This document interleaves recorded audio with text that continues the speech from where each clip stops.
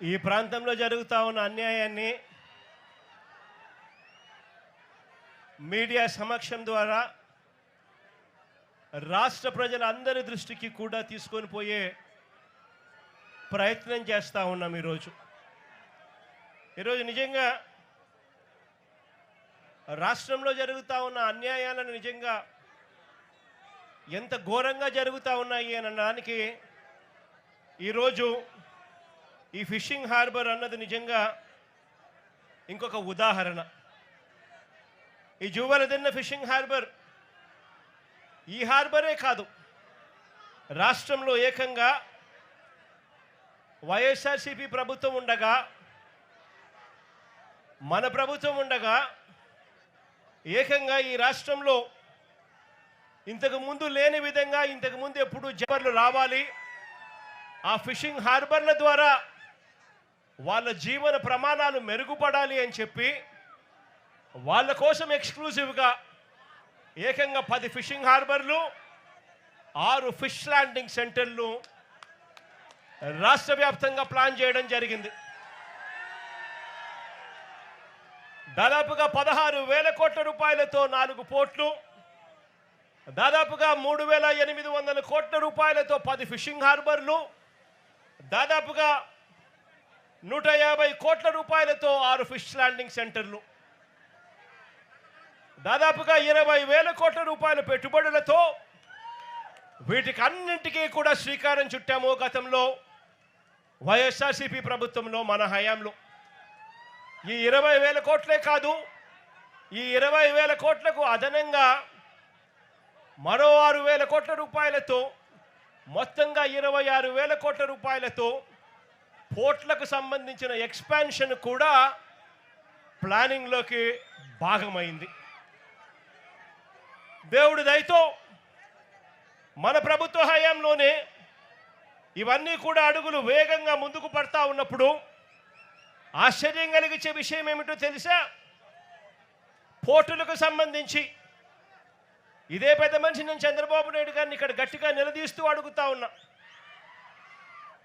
పోర్టులకు సంబంధించి కీలకమైన భూసేకరణలన్నీ కూడా పూర్తి చేసి అన్ని రకాల అనుమతులను తీసుకొచ్చి ఈ పోర్టులన్నింటినీ కూడా ఎటువంటి ఇబ్బంది లేకోకుండా బ్యాంకు రుణాలను సైతం వీటికి టైఅప్ చేసి ఫైనాన్షియల్ క్లోజర్ కూడా కంప్లీట్ చేసి మారిటైమ్ బోర్డు క్రియేట్ చేసి అన్ని రకాలుగా ఈ ప్రాజెక్టులను ముందుకు తీసుకొని పోయే కార్యక్రమం చేసి ఏకంగా రామయ్యపట్నం పోర్టులో ఏకంగా ఒకటేసారి దాదాపుగా 95% ప్రాజెక్టు కూడా పూర్తి చేసిన పరిస్థితిలోకి మన ప్రభుత్వ హయాంలో జరిగింది.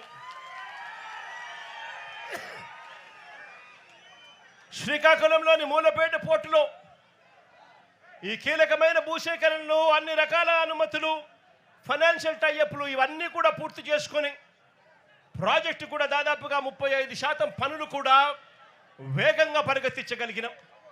అప్పటికే పనులు స్టార్ట్ అయిపోయాయి, బ్యాంకుల్లో డబ్బులున్నాయి. ఇక వాళ్ళు పనులు చేసుకుంటా పోతా ఉంటే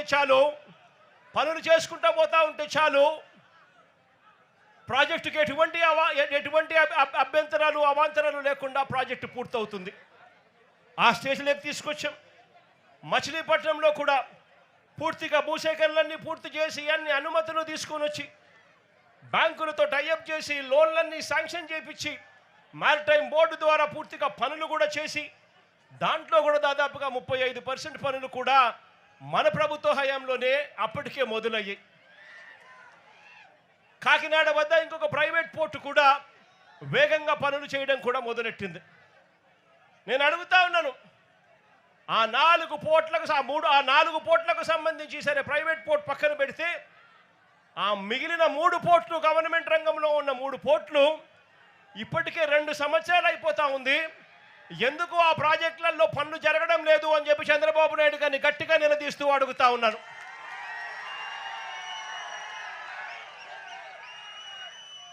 ఇవి కాకుండా మరో దాదాపుగా 3,800 కోట్ల రూపాయలతో మొదలెట్టిన 10 కొత్త ఫిషింగ్ హార్బర్లు, ఇందులో జువ్వలదిన్న ప్రాజెక్టు, కాసేపటి కిందటనే ఈ జువెలదిన్న ప్రాజెక్టును కూడా రాష్ట్రానికి మొత్తానికి కూడా చూపించాం. ఈ ప్రాజెక్టు వైఎస్ఆర్సీపీ ప్రభుత్వ హయాంలోనే దాదాపుగా 300 కోట్ల రూపాయలతో పూర్తిగా ఖర్చు చేసి మార్చి 12వ తారీఖున ఈ ప్రాజెక్టును వర్చువల్గా కూడా ఇనాగరేట్ చేసే కార్యక్రమం కూడా జరిగింది. ఎన్నికల కోడ్ రావడంతో మార్చి 16వ తారీఖున ఎన్నికల కోడ్ రావడంతో ఇక్కడికి వచ్చి ఫిజికల్గా చేసే కార్యక్రమం ఏదైతే ఉందో అది పోస్ట్పోన్మెంట్ అయ్యింది. ఇదే ప్రాజెక్టును మళ్ళీ ఎన్నికలు అయిపోయిన తర్వాత మోడీ గారు ఆగస్టులో మళ్ళీ ఆయన కూడా వర్చువల్గా దీన్ని స్టార్ట్ చేశారు.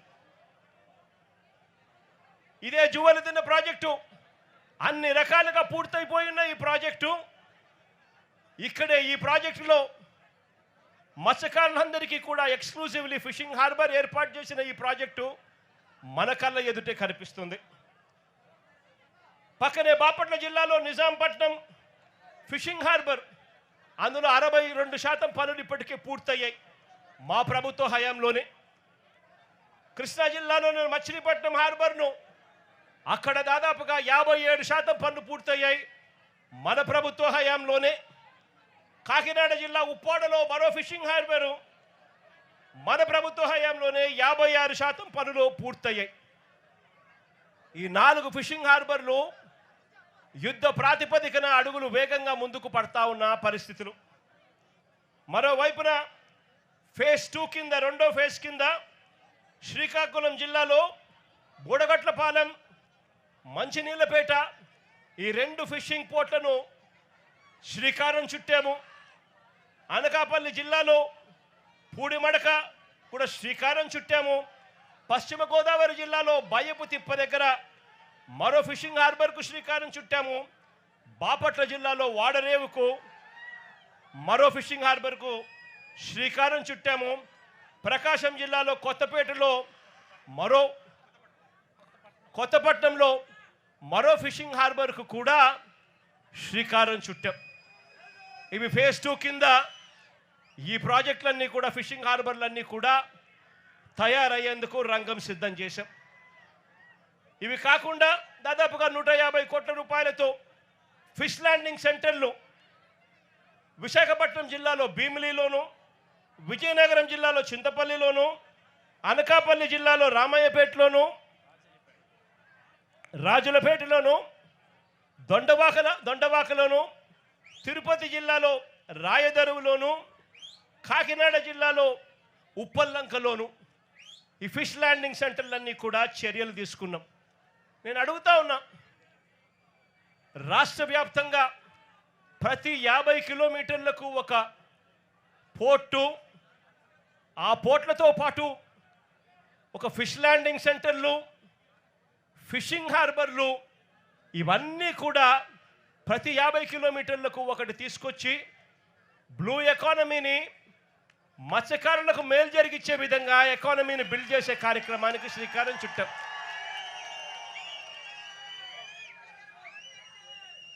మత్స్యకారులందరికీ కూడా మంచి జరగాలని చెప్పి ఎక్కడెక్కడ మత్స్యకారులు ఉన్నారో వాళ్ళందరినీ కూడా మ్యాపింగ్ చేసి ఏకంగా ప్రతి చోట వాళ్ళ కోసమే ఈ ఫిషింగ్ హార్బర్లన్నీ కూడా నిర్మించడానికి శ్రీకారం చుట్టాం.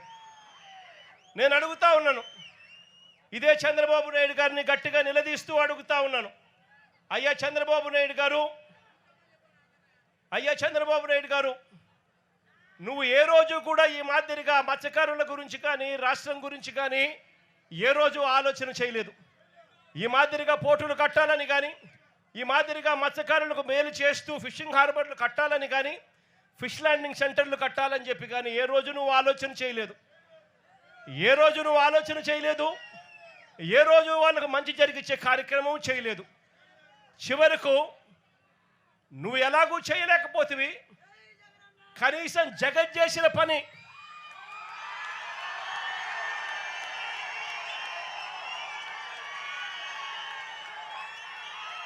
జువెలదిన్నలో ఇక్కడే కనిపిస్తూ ఉంది.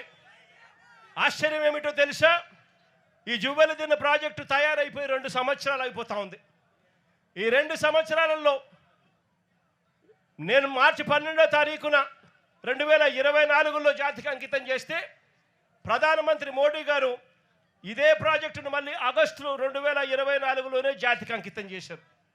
నేను అడుగుతా ఉన్నా, మరి జాతికి అంకితం చేసి దాదాపుగా 2 సంవత్సరాలు దాటుతా ఉంది. ప్రధానమంత్రి గారు కూడా జాతికి అంకితం చేసి దాదాపుగా 1.5 సంవత్సరం పైగానే దాటుతా ఉంది.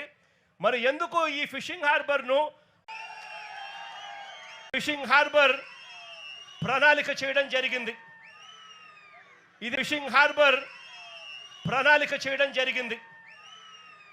ఇదే ఫిషింగ్ హార్బర్లోనే ఇక్కడే కోల్డ్ స్టోరేజ్ ప్లాంట్లు, drying platforms, chill rooms, ice manufacturing plants, ఇవే కాకుండా బోట్ రిపేర్ వర్క్షాపులు, నెట్ మెండింగ్ మెషిన్లు, ఇవన్నీ కూడా సదుపాయాలన్నీ కూడా ఇక్కడే ఇదే జువ్వల తిన్న ఇదే ఫిషింగ్ హార్బర్లోనే ఇవన్నీ అందుబాటులోకి ఉన్నాయి.